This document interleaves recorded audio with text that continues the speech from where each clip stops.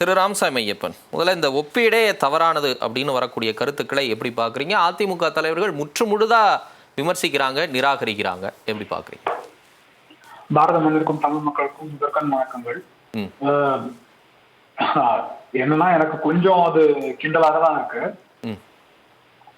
அதிமுகவில் இருக்கும் தலைவர்கள் பிரதமர் மோடி அவர்களையும் எம்ஜிஆர் அவர்களையும் ஒப்பிட முடியாது அப்படின்றது. அவர்கள் எம்ஜிஆர் அவர்களோட சில பாலிசிஸை மட்டும் நம்ம எடுத்துப்போம். அந்த பாலிசிஸ்ல இருந்து மோடி அவர்களும் எம்ஜிஆர் அவர்களும் ஒன்னாக செயல்பட்டு இருக்காங்களா இல்லையா அப்படின்னு பார்க்கணும். இது இல்லாம ரெண்டாவது ஸ்டாட்டிஸ்டிக்கலா அவங்களோட பர்ஃபார்மன்ஸ் பொலிட்டிக்கலாவும் எலக்ட்ரலாவும் எப்படி இருக்கு அப்படின்னு பார்க்கணும். இதை மட்டும் பார்த்தாலே அவர்களோட வாழ்க்கையை எவ்வாறு ஒப்பிட முடியும் அப்படின்றத நம்ம பார்க்க முடியும். ஃபர்ஸ்ட் அவங்களோட பர்ஃபார்மன்ஸ்க்கு போகும். அவங்களோட இன்டென்ஷன் என்ன? விளிம்பு நிலையில் இருக்கும் மக்கள் நம்ம வளர்ச்சிக்கு கொண்டு வரணும் அப்படின்னு எம்ஜிஆர் அவர்கள் அதற்கான செயலை செய்தார். அப்போ மோடி அவர்கள் எடுத்துப்போம். இந்தியாவிலே இது வரைக்கும் இருந்த பிரதமர்களே அதிகமாக விளிம்பு நிலையில் இருந்த மக்களை வெளியே கொண்டு வந்திருக்காரு அப்படின்றது இந்தியாவில இருக்கவங்க மட்டும் வேர்ல்ட் எக்கனாமிக் ஃபோரம்லயும் ஒத்துக்கிட்டு இருக்காங்க, உலக நாடுகள் அரங்குகளையும் அதற்கான டேட்டா ப்ரொவைட் பண்ண முடியும். கிட்டத்தட்ட 24.9 கோடி மக்கள்ல நம்ம வெளியில கொண்டு வந்திருக்கோம் வறுமையில இருந்து. அதுக்கப்புறம் poverty head count ratio world economic ஃபோரம்ல பிரசென்ட் பண்ண டேட்டா வேர்ல்ட் டேட்டா 29.17% மக்கள் 2013-14 இருந்து இன்னைக்கு 11.28% விழுக்காடாக 2022-23 வரைக்கும் குறைச்சிருக்காங்க. பிரதமர் மோடி அவர்கள் அவ்வாறு ஒரு செயலை செய்திருக்காங்க. இது ஒன்று. இரண்டாவது, பெண்களுக்கான வளர்ச்சி. நம்ம டொமஸ்டிக்கா பெண்களுக்கான வளர்ச்சி அப்படின்னு பேசுவோம். நம்ம அத்தியாவசியத்துல இருந்து பேசுவோம். தூய்மையாக இருக்க வேண்டும், கேஸ் அடுப்பு தேவை இருக்கிறது, தண்ணீர் அவங்க இல்லத்துக்கே வரணும். குடத்தை தூக்கிட்டு இன்னும் கிலோமீட்டரா நம்ம 75 ஆண்டுகளுக்கு மேல கான்ஸ்டியூஷன் வந்துருச்சு, 80 ஆண்டுகளுக்கு மேல நம்ம சுதந்திரம் அடைஞ்சிட்டோம் அப்படின்னு நம்ம சொல்ல போறோம். அந்த காலகட்டத்திலயும் நம்ம இன்னும் இதை பேசிட்டு இருப்போம். ஆனா அதை மாற்றி அமைக்கிறதுக்காக ஒரு பிரதமர் சாதாரண விஷயங்கள் கூட பெண்களுக்கு என்ன தேவை, வீடுகளுக்கு என்ன தேவை அப்படின்னு சிந்திப்பார். இதை எம்ஜிஆர் அவர்கள் அவர் காலகட்டத்தில் சிந்தித்தார். இதை தாண்டி அடுத்தது மூன்றாவது விஷயம் பிள்ளைகளுக்கு, சிறியவர்களுக்கு அப்படின்னு பார்ப்போம். அப்போ கல்விக்கு தேவையான விஷயங்கள் அப்படின்னு ஃபர்ஸ்ட் போஸ்ட் செகண்டரி எஜுகேஷனுக்கு நம்ம எடுத்துப்போம். அப்போ அதிகமான போஸ்ட் செகண்டரி எஜுகேஷன் இன்ஸ்டிடியூஷன்ஸ் அந்த பீரியட்ல எஸ்டாப்ளிஷ் பண்ணவர் எம்ஜிஆர். அதே மாதிரி பிரதமர் மோடி அவர்கள் காலகட்டத்தில் எடுத்துட்டீங்கன்னா இந்தியா முழுக்க போஸ்ட் செகண்டரி எஜுகேஷன் இன்ஸ்டிடியூஷன்ஸ், ஐஐடியா இருக்கலாம், எய்ம்ஸா இருக்கலாம், இல்ல மெடிக்கல் இன்ஸ்டிடியூஷன்ஸ் பிரைவேட் பப்ளிக்கா இருக்கலாம், இல்லாட்டி இன்ஸ்டிடியூஷன் ஆஃப் எக்ஸலன்ஸா இருக்கலாம், இது எல்லாத்தையும் அதிகமான இது எஸ்டாப்ளிஷ் பண்ணவர் பிரதமர் மோடி அவர்கள்.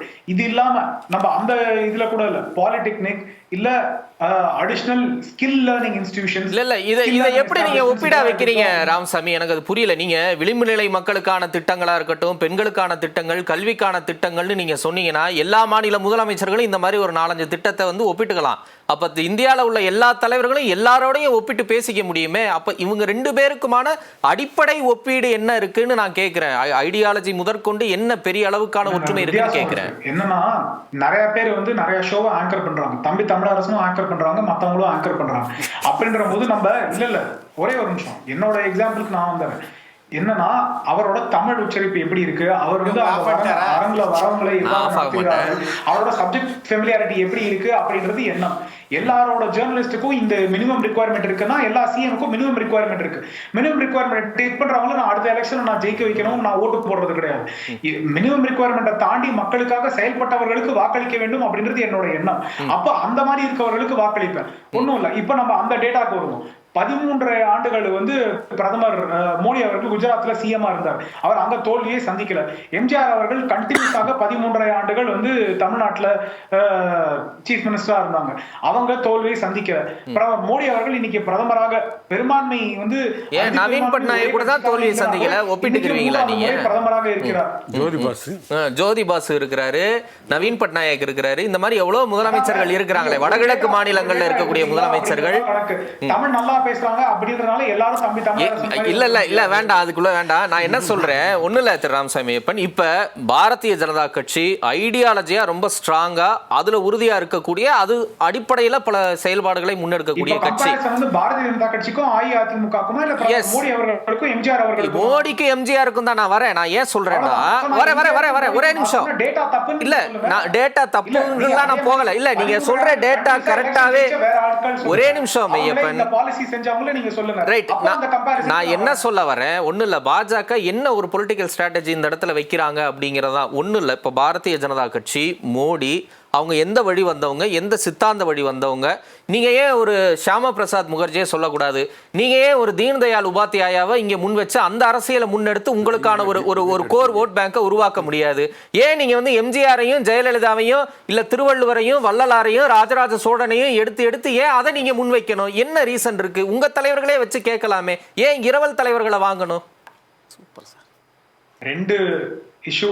ஒண்ணு வந்து இன்னைக்கு இருக்கிற டாபிக்கான தலைப்பு பாஜக யாரை முன்னிறுத்தி நடத்தணும் அப்படின்றது கிடையாது. சரி, என் டாபிக் வெளியே கூட போலாங்க, நான் தானே பண்றேன், ஒன்னும் பிரச்சனை இல்ல, சொல்லுங்களேன். ஃபுல்லா முடிக்கணும்ல. அப்படியே பாஜக யாரை முன்னிறுத்தி நடத்தணும் அப்படின்ற டிட்டர்மினேஷன் பாஜக பண்ணும். மக்கள் அதை ஏற்கிறாங்களா இல்லையா அப்படின்றது ஒவ்வொரு தேர்தலும் காமிக்கும். பாஜக 2012 இருந்து நம்ம எடுத்துப்போம், ஒவ்வொரு தேர்தலும் அவங்களோட வாக்கு சதவீதம் உயர்ந்துகிட்டே வருது, அவங்களோட பூத் ஸ்ட்ரென்த் உயர்ந்துகிட்டே வருது, அவர்களோட மக்கள் கிட்ட இருக்க அக்செப்டன்ஸ் உயர்ந்துகிட்டே வருது, ரெகக்னிஷன் உயர்ந்துகிட்டே வருது. அப்ப பாஜக பெட்டரா பெர்ஃபார்ம் பண்றாங்க அப்படின்றது அர்த்தம். அப்ப அவர்கள் என்ன முயற்சிகளை செய்கிறார்களோ அதில் வெற்றி காண்கிறார்கள் அப்படின்றதான் எண்ணம். அந்த வெற்றி எவ்வளவு தூரம் போகுது இல்ல எவ்வளவு தூரம் போகல அப்படின்ற நிர்ணயம் அவர்கள் செய்ய வேண்டும். இது ஒன்று. இரண்டாவது விஷயம், திரும்பி இன்னைக்கு இருக்க தலைப்புக்கு அப்படின்னு வந்தோம்னா, வெற்றி காண்றதை மட்டும் நம்ம பார்த்தோம் அப்படின்னா, யாரெல்லாம் கண்டினியூஸா சிஎம்ஆ இருந்தாங்களோ, சிவராஜ் சிங் சௌஹான் சிஎம்ஆ இருந்தார், கண்டினியூஸா ஷீலா தீட்சித் இருந்தாங்க, அவங்களை ஏன் நம்ம கம்பேர் பண்ண முடியாது அப்படின்னா, எம்ஜிஆர் அவர்களோட தொலைநோக்கு பார்வை என்ன அப்படின்றத கம்பேர் பண்ணும்போது எல்லாருக்கும் அதே தொலைநோக்கு பார்வை இருந்ததா இல்லையா அப்படின்றது. என்ன ரெகக்னிஷன் வந்து அந்தந்த மாநிலங்கள்லயும் நாடு முழுக்கவும் ஒரு தலைவருக்கு இருக்கு அப்படின்றது இல்ல. இப்போ ஷீலா தீட்சித்துக்கு இருக்க ரெகக்னிஷன் வந்து நாடு முழுக்க இருக்கு அப்படின்னு நம்ம பார்க்க முடியாது. அவங்க வந்து ஒரு யூனியன் பிரதேசம் டெல்லி இருக்கு, அவங்க சிஎம்ஆ இருந்தாங்க. அப்ப அங்க ஃபண்டிங் கேப்பபிலிட்டி என்ன இருந்தது, அங்க பாலிசி இம்ப்ளிமெண்டேஷன் அவங்க என்ன பண்ணாங்க அப்படின்ற அந்த வித்தியாசம் இருக்கு. ஜோதி பாசு அவர்கள் இருந்தாங்க, அப்போ வந்து விளிம்புநிலையில இருந்து வெஸ்ட் பெங்கால்ல இருக்க மக்களை எவ்வளவு தூரம் அவங்க கொண்டு வந்து சேர்த்திருக்காங்க, அங்க வளர்ச்சி எவ்வளவு இருக்கு, எவ்வளவு போஸ்ட் செகண்டரி இன்ஸ்டிடியூஷன்ஸ் அமைக்கப்பட்டிருக்கு. சுதந்திரம் அடையறதுக்கு முன்னாடியே one of the most advance ஸ்டேட்ஸா வெஸ்ட் பெங்கால் இருந்தது. அகடமிக்கா சரி, இண்டஸ்ட்ரியலா சரி, லீகலா சரி, இல்ல எந்த ஒரு சினாரியோல எடுத்துக்கிட்டாலும் அதோட வளர்ச்சி வந்து என்னைக்கு எவ்வளவு தூரம் வந்திருக்கு இன்னைக்கு அப்படின்னு. ஓகேங்க, இல்ல நான் ராமசாமி நான் என்ன கேக்குறேன், நலத்திட்டங்கள் கூட ஓகேங்க, இதை தாண்டி இங்க நீங்க ஒரு அரசியல் கணக்கு போடுறீங்கல்ல, ஏன் உங்களால் இங்கு தீனதயாள் உபாத்யாயாவையோ இல்ல ஷியாம் பிரசாத் முகர்ஜியவோ இல்ல வாஜ்பாயவோ அத்வானியோ முன்னிறுத்தி பிரச்சாரங்களை மேற்கொள்ள முடியல? ஏன் திரும்ப திரும்ப பிரதமர் மோடியிலிருந்து அண்ணாமலையிலிருந்து ஜெயலலிதாவையும் எம்ஜிஆர் அவர்களையும் ஏன் சொல்றாங்க? அதாங்க என்னன்னா, எல்லாருமே மிஸ்இன்ஃபார்ம்டா இருக்காங்க.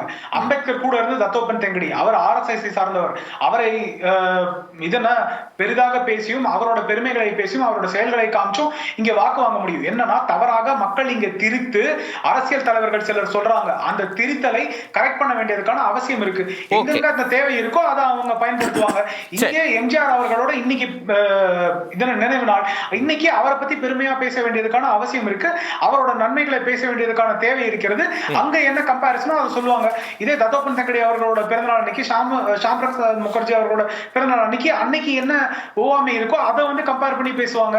நீங்க வந்து இன்னைக்கும் அன்னைக்கும் வந்து நம்ம கம்பேர் பண்ணணும்ன்ற அவசியம் கிடையாது. என்ன தேதிக்கு என்ன தேவை இருக்கோ அதை சரியாக செய்வாங்க. அரசியல் கட்சி தானே, அவங்க ஜெயிக்கணும்ன்றதுக்காக அவர்கள் என்ன தேவை இருக்கோ அதை செய்வாங்க. இன்னைக்கு அண்ணாமலை அவர்கள் தனியாக செய்திருக்கிறார்கள். அதை வந்து நீங்க வந்து கம்பேரிசன் வந்து பார்க்க முடியல அப்படின்றது அஇஅதிமுக இருக்கவங்க மறந்து போயிடுறாங்க அப்படின்றதா பிரச்சனை.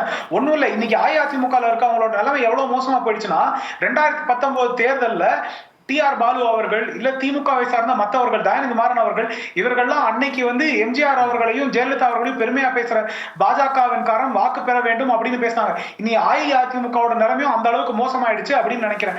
அவர்கள் வந்து திமுகவை தாண்டிய பெரிய கட்சி அப்படின்னு எம்ஜிஆர் நிறுவனம் அப்படின்னு நினைச்சாரு. அந்த நிலைமையில இருக்காங்க அப்படின்னா அவர்கள் இந்த கம்பேரிசனை பேச மாட்டாங்க, எம்ஜிஆரோட பெருமை இன்னைக்கு பேசுவாங்க.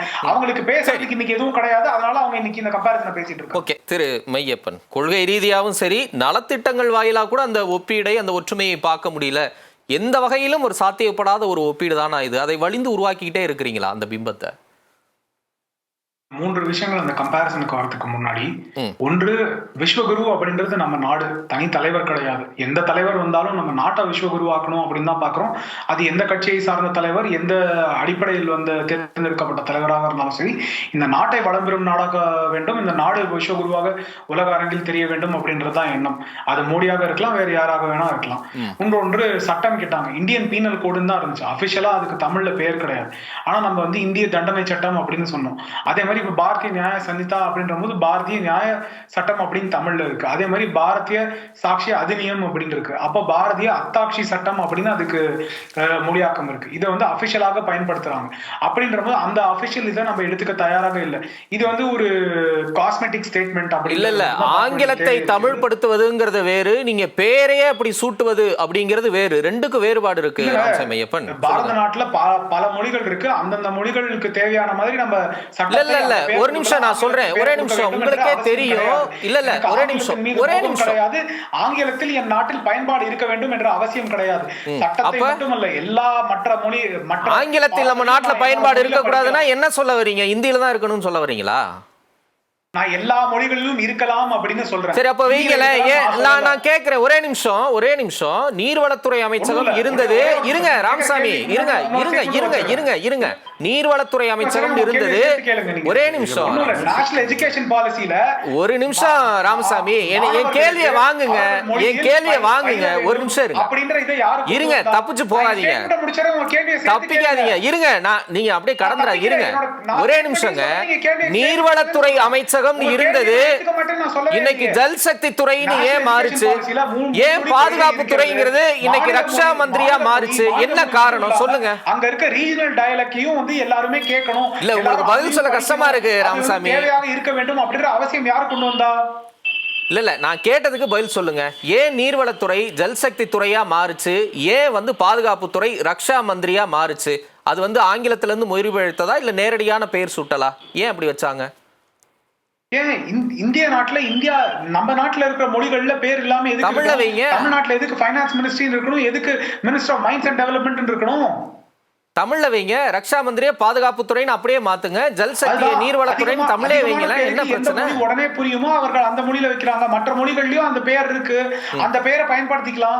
நீங்க எதற்காக அந்த மொழியை பயன்படுத்தணும் அப்படின்னு நீங்க நினைக்கிறீங்க? நான் பாரதிய சாட்சி அதிநியமுக்கு பதிலா நான் நீதிமன்றத்துல பயன்படுத்தும் போது பாரதிய அத்தாட்சி சட்டம்னு பயன்படுத்துறேன். அதை வந்து தவறாக பயன்படுத்த முடியாது அப்படின்னு நினைக்கிறவங்க அரசியல் காரணமாக இதை சொல்றாங்க. முன்னாடி வந்து இந்திய தண்டனை சட்டம் அப்படின்னு நான் சொல்றதுக்கு தயாராக இருந்தேன். நான் இந்தியன் பீனல் கோடுன்னு சொல்லணும்ன்றதுக்கு நான் தயாராக இல்லை. இன்னைக்கு ஆனா வந்து அரசியல் காரணமாக நான் வந்து இப்படி சொல்ல மாட்டேன். நான் பிஎன்எஸ்எஸ் தான் பயன்படுத்துவேன்னா அது அவர்களோட தப்பு செய்வர்களை நான் நீங்க செய்யறது சரிதான் அப்படின்னு அரசியல் காரணமாக நான் பாராட்ட முடியாது. அதற்கான ஒரு வாய்ப்பு இருக்கு. அந்த வாய்ப்பை நீங்க பயன்படுத்திக் கொள்ளல அப்படின்னா உங்களுக்கு அரசியல் மட்டும்தான் காரணம், மொழி காரணம் கிடையாது, மக்கள் காரணம் கிடையாது அப்படின்றதா பிரச்சனை.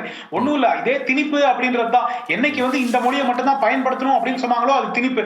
உங்களோட மாநில மொழியில உங்களோட டயலக்ட்ல நீங்க படிக்கணும். சிறு பிள்ளைகளுக்கு அந்த மொழியில பயன்படுத்தினாதான் அவர்களோட திங்கிங் வந்து வளரும் அப்படின்றது நேஷனல் எஜுகேஷன் பாலிசி. ஆனா அந்த மும்மொழி கொள்கையை திணிப்பு அப்படின்னு தவறாக அரசியல் காரணமாக பயன்படுத்துகிறார்கள். அது இந்த அரசியல் கட்சி, அது அரசியல் கட்சியோட பிரச்சனை. அவங்க வந்து தேர்தலை ஜெயிக்கணும் அப்படின்றதுக்காக என்ன போய் இல்ல அது ஒரு பெரிய டாபிக்கே, அது வேற இடத்துல விவாதிக்கலாம். இல்ல நிறைவா அந்த தலைப்புக்கு உங்க பதில் என்ன? பாஜக ஒரு அரசியல் கணக்கு போடுது, ஆமா போடுறாங்க, அதுக்கு பாசிட்டிவா ரிசல்ட் கிடைக்குமா கிடைக்காதா? சுருக்கமா. ஒண்ணும் இல்லைங்க, மக்களின் அபிமானம் பெற்ற தலைவர்கள் இருவரும், விளிம்புநிலை மக்களை வந்து மேம்படுத்தணும் அப்படின்னு எண்ணம் பெற்ற தலைவர்கள் இருவரும், அவர்களை ஒப்பிடலாம். அந்த ஒப்பிடுவதில் தவறு கிடையாது. பாஜக ஒரு அரசியல் கட்சி, அந்த அரசியல் கட்சிக்கு தேர்தல் வெற்றி பெற வேண்டும் என்ற இலக்கு இருக்க வேண்டிய அவசியம் இருக்கிறது. அது எத்தனை தேர்தலா இருந்தாலும் சரி, அவர்கள் எத்தனை மாநிலத்தில் ஆட்சிக்கு வந்தாலும் சரி, அவர்கள் இங்க ஆட்சி பெரும்பான்மைக்கு வந்தது பின்னரும் அதே தேவை இருக்க வேண்டிய அவசியம் இருக்கிறது. அதற்கு என்னெல்லாம் தேவை இருக்கிறதோ அது எல்லாவற்றையும் செய்ய வேண்டிய அரசியல் கட்சிக்கான டியூட்டி இருக்கு. அதை அவர்கள் செய்து கொண்டுதான் இருக்க வேண்டிய அவசியம் இருக்கு. நன்றி.